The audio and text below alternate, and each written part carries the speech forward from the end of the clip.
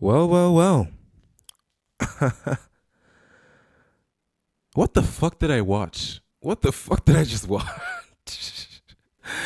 Well, Arcane just ended. 4T is just not going to be working on another League of Legends series for the foreseeable future.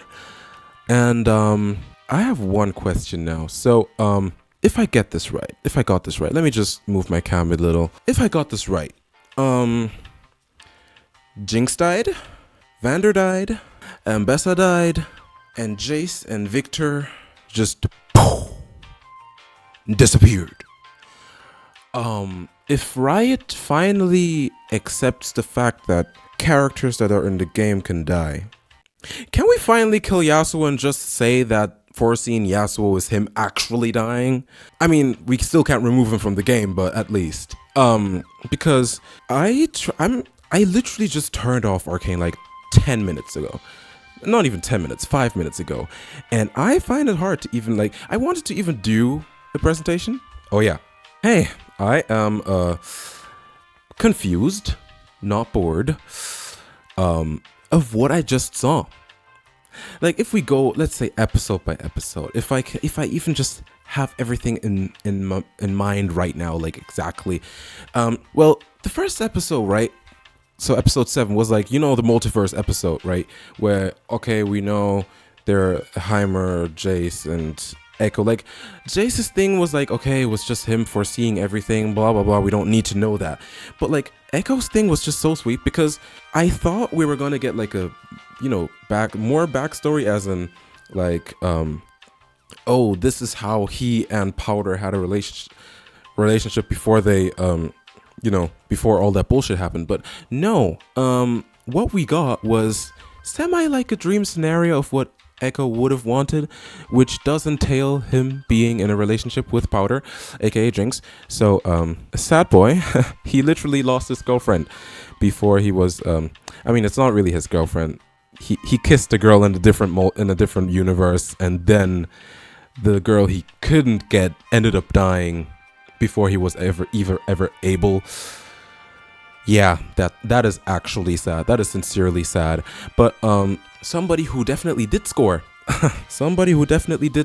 was Vi. That was in episode 8. Yeah, let me just say, I really had to lock my door at that point. I was looking at the screen, and I'm like, you want to do that in the prison? you want to do that in the prison, miss? Like, you guys want to do that in the...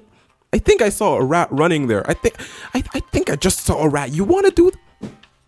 You...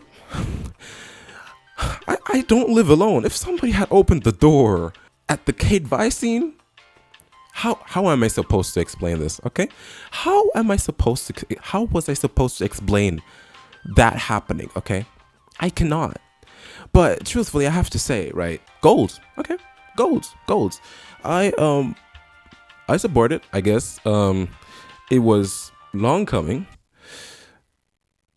Well, I guess in that scene somebody else was coming. But putting that aside, the thing I just find crazy is that Riot finally decided to go ham and in their canon lore, because quoting Riot, Arcane is canon, they have now killed people. And the way they did that, by killing... almost fell. By killing their new champion, like, Ambessa literally dropped, like, a month ago. And now she's dead. Yeah, that's probably how fast somebody would die if Ambessa ults a person in League of Legends. So I guess that kind of checks out.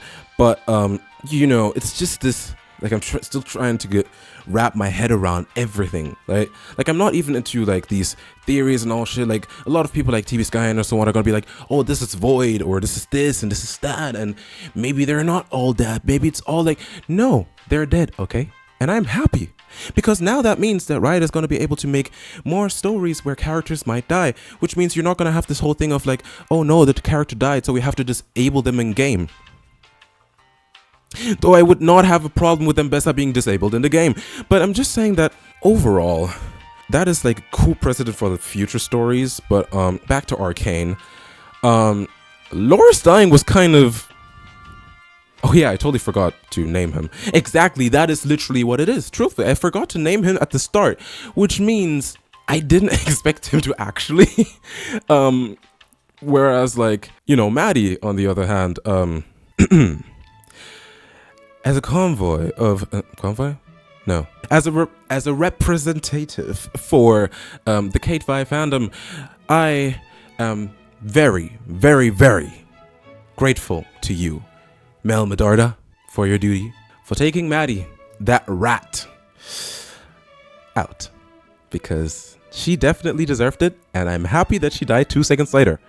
And I just have to say, like, the first part, like the episode 7 I don't know, kind of weird, because it just felt, because like the Jace parts obviously were very, very serious, but like it just felt like semi a sitcom type, like not sitcom, but like the comedy and like the lightheartedness, and that after Isha died, which, by the way, Isha's dead. So for those people that thought Echo was gonna, keep Isha alive, well, he kind of failed at doing that. I mean, he also kind of failed at keeping his girlfriend, so I mean, guess he failed twice with what he was supposed to do.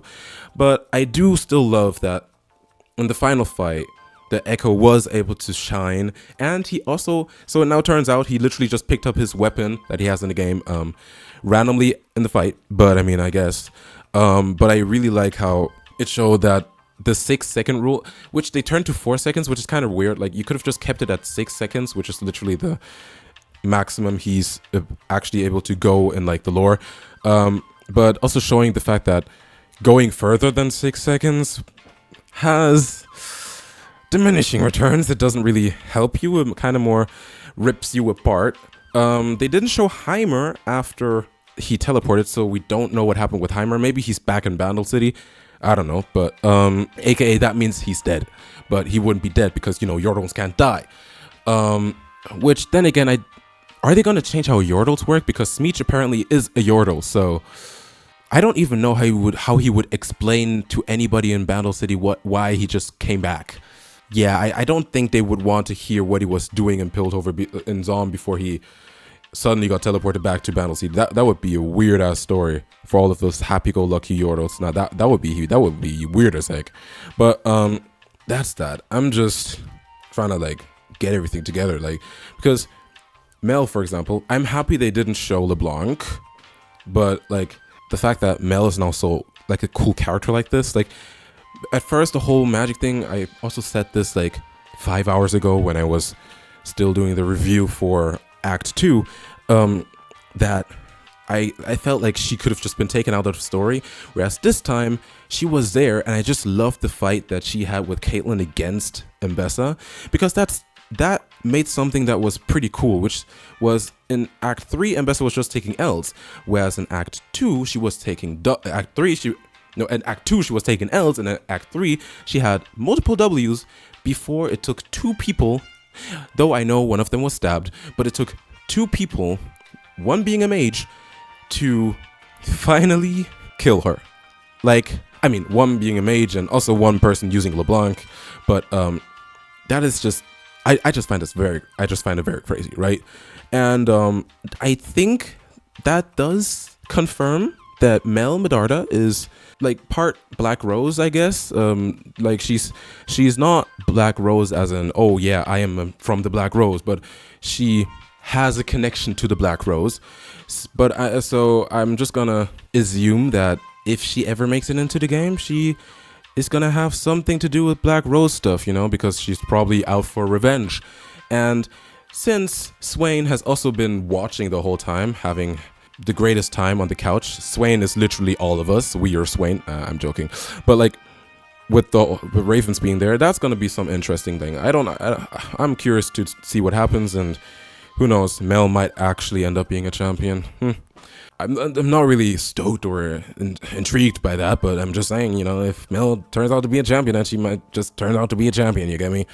The ending, I do have to say, I don't know how you could make it better or how you could have made it worse, but it just confuses me, because like, it's wow, I almost swallowed my own air. Like how How do you swallow your own word? Bleh, how do you do that? No, but it's just like, huh? I don't get it. It's like there was no way you could have made it better or worse. Yeah, true. Well, coming back to the series so that we don't just swerve off for 50 hours. One thing that I do have to say, which is, I mean, obviously this is like the main thing of the story anyways, is Jinx's character arc was cool. I love that they finally showed how she was able to let go of all of the hurt and all of the pain. And the last like 20 minutes, she was actually just her own person.